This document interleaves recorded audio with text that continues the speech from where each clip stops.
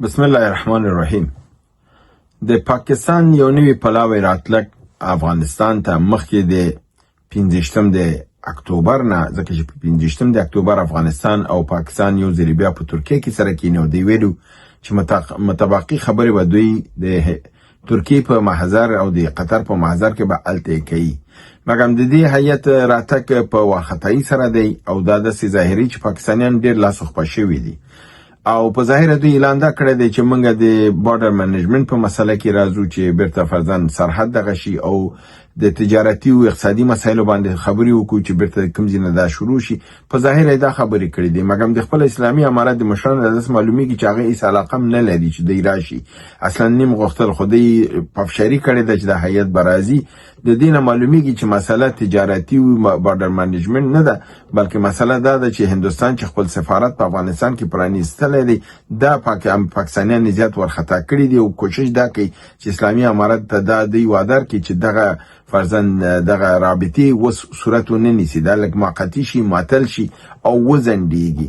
زما په نظر باندې کوم شی چې ممکنه نه ده، ځکه چې پاکستان هغه خپل رنګ او سیره د افغانستان ملت ته پخوایم ښودلې وه او په تیر یو میاشت کې ډېر زیات یې وښودله. تاسو که د دې بریدونه وکړل، مظلوم خلک په برمل او په اورګون کې ووژل، خلک په سپین بولدک کې په چمن کې ووژل، خلک په کابل کې ووژل، په کونړ کې ووژل.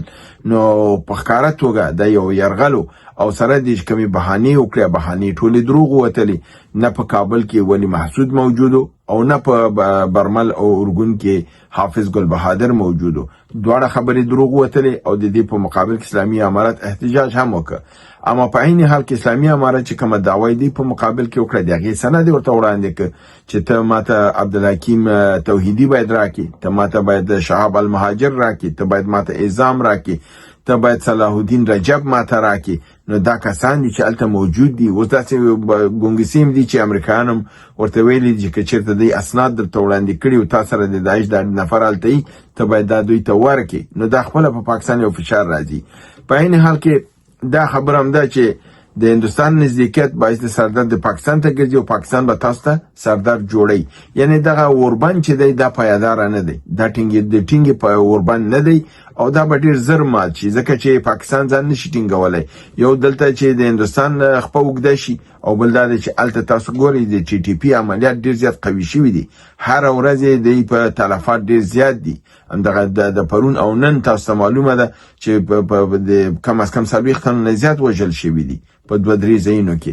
نو د دې بابت نه پاکستان د فشار لاندې دی، لاره پې ورکه ده. هغه لیوني سپي غوندې غاښ لګوي او دا غاښ لګول د خپل په ضرر تمامیږي، ځکه چې دی په خپله ځان داسې یو دام کې اچولی.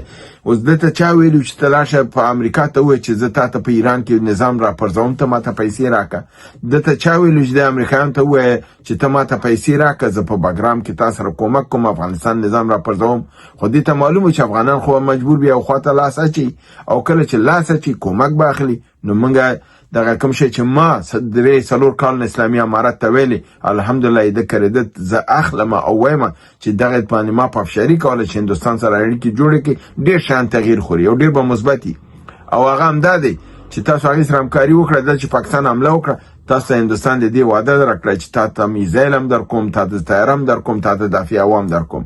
دا هغه شی دی چې پاکستان ځوري چې له افغانستان خو لاس خپې تړلي و، هر دغه ما پې غور کوو راتللم وار مې پې کوه. اوس هغه وار نشي کولی لپاره دی چې موږ ته به میزایل هم لاسته راشي، موږ ته به دافع هوا هم راشي، طیاره به هم راشي، ټریننګ به هم ورته ورکړ شي. او پاکستان که طیاره راځي طیاره به یې وهل کېږي او که میزایل واري میزایل به پې وریږي. دا هغه شی دی چې پاکستان یې یرولی دی د هندوستان د راتګ نه او دا لاس خپې اچي او وار کوي. او د دې لوبه کې تاسو ته معلومه ده چې دا لوبه بینالمللي لوبه ده. د پاکستان وهل د اسرائیلو یو غوښتنه ده چې د ایران اتوم بم باید ختم شي او د پاکستان باید ختم شي او هغه امریکې باندې فشار همدا راوړي چې دا مملکتونه باید ووهل شي. د دې د وهلو لپاره په ظاهره باندې تاسو ګورئ امریکا د پاکستان په خوا کې ده، مګر که تاسو نزدېکت د هندوستان او د امریکې ته وګورئ بیا تاسو ثابتېږي چې هندوستان د روابط دیپلماتیک نه اوچت یعنی استراتیژیک روابط د امریکې سره لري او داسې روابط لري چې یعنی د تورې اوبه چې دي یا بلاک واټر یا هیوی واټر چې د اتومي ورته ویل کیږي په دنیا کې امریکا صرف دوه مملکتو ته ورکوي، یو هندوستان یو اسرائیل. نو چې هندوستان ته ورکوي خو هندوستان ډیر نږدې مملکت شو.